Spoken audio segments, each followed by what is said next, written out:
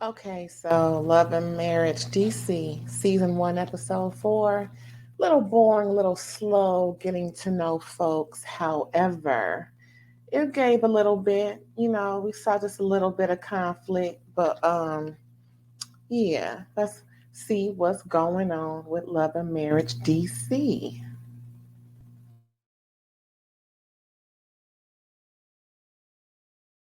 Copyright disclaimer under Section 107 of the Copyright Act 1976. Allowance is made for fair use for purposes such as criticism, comment, news reporting, scholarship, and research. Fair use is a use permitted by copyright statute that might otherwise be infringing. Nonprofit, educational, or personal use tips the balance in favor of fair use. Thank you. Now enjoy the show.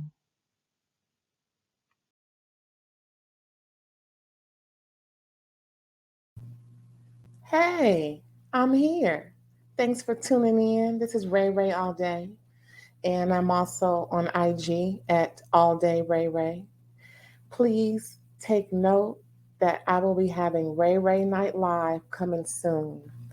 And as far as this review, it was a little slow, a little boring, getting to know folks and getting to see the family dynamics. But, we're not here for the family dynamic. We're really here for these housewives, child.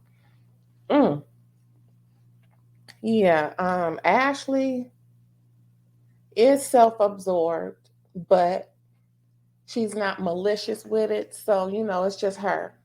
I can see if she was going around, trying to do things to people. She only manipulates her husband.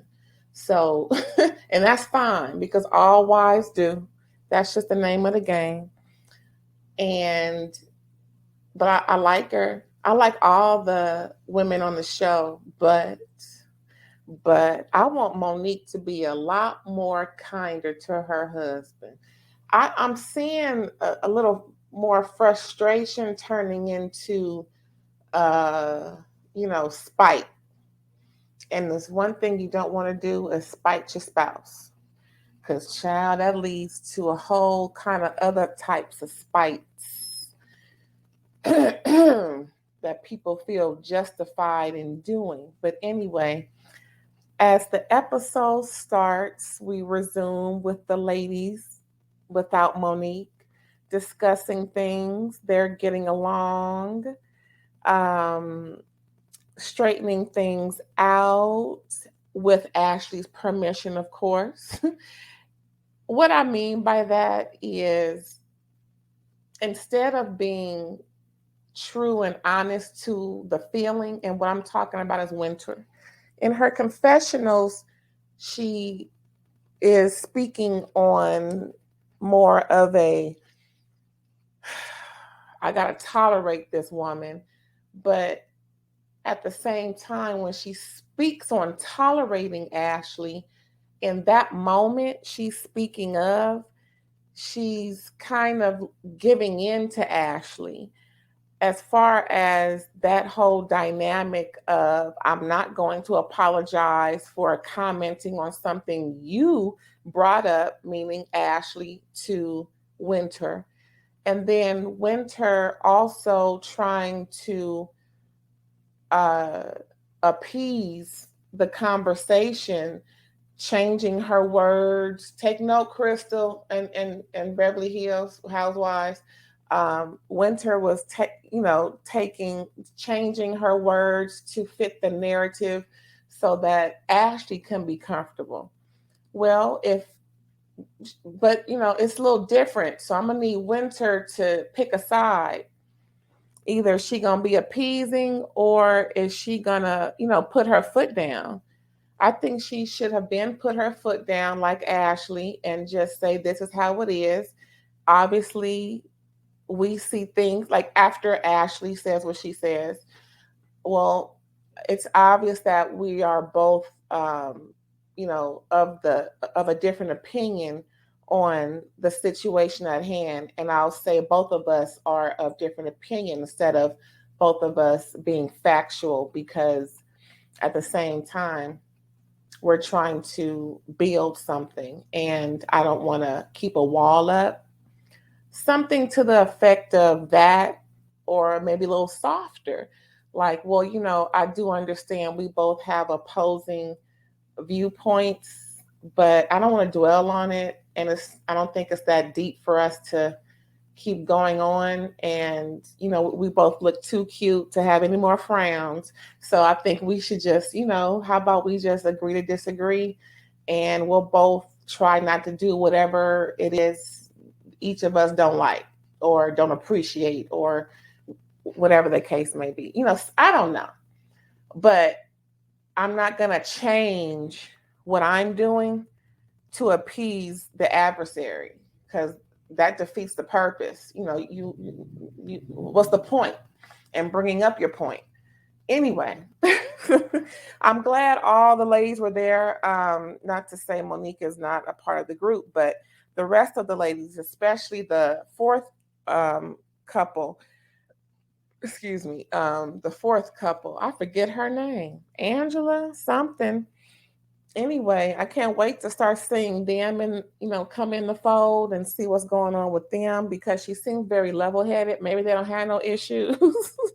Maybe they're the counseling couple that just come in when issues going on. But anyway, yeah, it was really cute. That was really cute. And I appreciate the grown woman in everybody. It was so grown woman. I couldn't believe it. They were really trying their hardest to be grown woman. I know that's right. So next we have Jamie and Arena. Their family dynamic is a little cute. Their second eldest son, Jason, who has the sight disability of, I don't know exactly what it's called, but it's some type of blindness. And his dad wants him to make some money. And if he's going to make some money, why not be or do something that'll, put you in limelight, that'll really, help to advance, your lifestyle.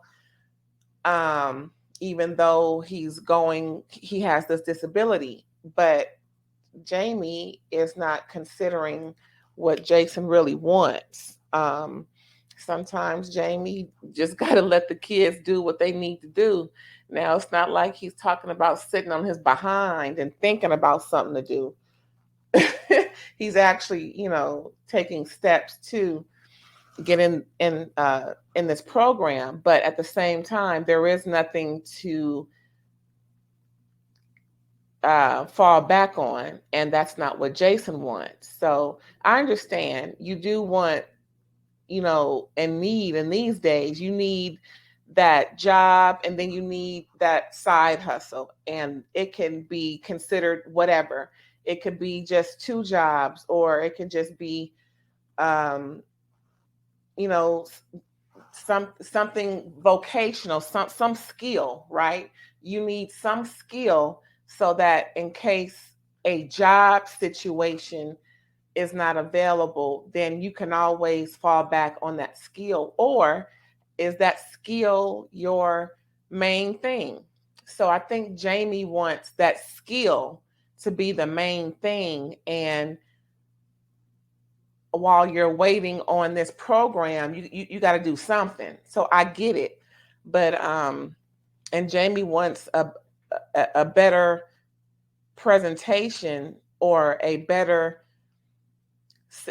circumstance other than DJing, or something comparable, so that he knows Jason ain't just waiting around, sitting around. And I get it, because he doesn't want, I can see that if he doesn't want Jason to be complacent and just sitting around, maybe depression may set in, all these different things that may occur when someone is waiting on being called up, or just waiting on what they really want. So And at least, and he talking about, hanging out with girls and carrying on. I'm like, boy, you better make sure everything is everything. And make sure they ain't, messing with you. But I mean, his faculties are not an issue. He's quick with it, and on top of things, it's just his sight. And he ain't bad looking. I mean, hey, if I was younger, I might, depending on depending on how old I was. And well, he's 21, so I would have to be at 21 at that time. I probably would have. Hmm. Yeah. Anyway, good luck to Jason. They had a family dinner, right? That Arena was doing a seafood boil on. They didn't show. Now she says she can't cook or ain't cooked in a minute. So the way that seafood boil was prepared, to me, it looked like everything was dumped in at once. I didn't see nothing else separate cooking, or they just had all these, just she's starting to cook and rinse things off, chop up things. Next thing you know, everything's in a pot cooking. I'm like, oh, okay. I thought things had to boil first and cook down to a certain degree before I start adding things in, but I don't know. They was eating on it, so I guess. Um, so yeah, they had their family dinner, and coincidentally, once Jason started to discuss with his dad and be more vocal and advocate for himself to his dad, because he was real lax with that, because his dad doesn't really see his vision, and he doesn't really agree. He wants Jason to do what he says do, because that's the best option so far that he knows about, or that that is the best option possibly. So anyway, so at the dinner, come to find out, the eldest sister came out on behalf, speaking for herself on behalf of Jason, explaining, well, yeah, I've always been doing what y'all wanted me to do instead of me doing what I want to do. So, I understand where Jason is coming from. And I'm like, cool. So I'm glad that his mom convinced him to speak up, and she brought it out first, which was pretty good. I like that transition. She's a great mom in that respect. And I know Jamie is tripping off of all this stuff on TV. He just seems like the kind of guy that is very reluctant in putting his business on television, because he was really, on his wife Elaine about putting a sex life on display like that. So he looks very uncomfortable, but he's very hard nosed. I can tell he really does not want any of his children to be trifling and just not worthy of being called upon for anything, not being able to be trusted. No one wants that. No one wants to be considered the bad seed, or the the one that you can't rely on or depend on. It's very, I can't imagine, but I know it could be very lonesome for someone who is treated that way. So that we are not of that, we do better, and we appear to, and we actually have successes in the field, so that people will know, okay, you can call upon, call upon, call upon, call upon. So anyway, big ups to them, and I hope that it all works out for him, for Jason. So we're going to move on. Winter and Arena, yes, they have a little meetup, and it was pretty cool. Winter was very interested in hearing about Arena and Jamie's problems. Like, ooh, tell me more about the problems. I don't know. Maybe I get a little sense that Winter is feeling a little more better, prideful a little bit, knowing that other people on this show have some embarrassing issues that they're displaying for the whole wide world web to see on TV. But I don't know. It's like a weird, sick fantasy, maybe for her that she's not the only one. Anyway, so yeah, Arena is talking about, well, I just want to spice some things up, and then and just to see how things could be. And then Arena spoke on a situation about Jamie once could have been cheating, one particular instance where things just didn't seem quite like it was truthful. But she said she didn't have anything, no woman was available. It's not like she had anything more than just that conversation, and that evening. So, to me, it seems very weird that someone would come home that late saying they fell asleep at a light. You mean tell me no one had came through there and reported someone asleep at? Everybody gets reported that they are asleep at the wheel. Everybody. That's just one thing I think that is universal with all drivers, or even just people, period. Upstanding citizens like myself would report someone asleep at the wheel. Hello? If we couldn't get to that, like, okay, for instance, if he's asleep at a stoplight, like he said, or a stop sign somewhere where he stopped and fell asleep. If I was watching that, I would case it and then get out and put it in park. Since the foot is on the brake, just put it in park. Hopefully he ain't got no piece on him.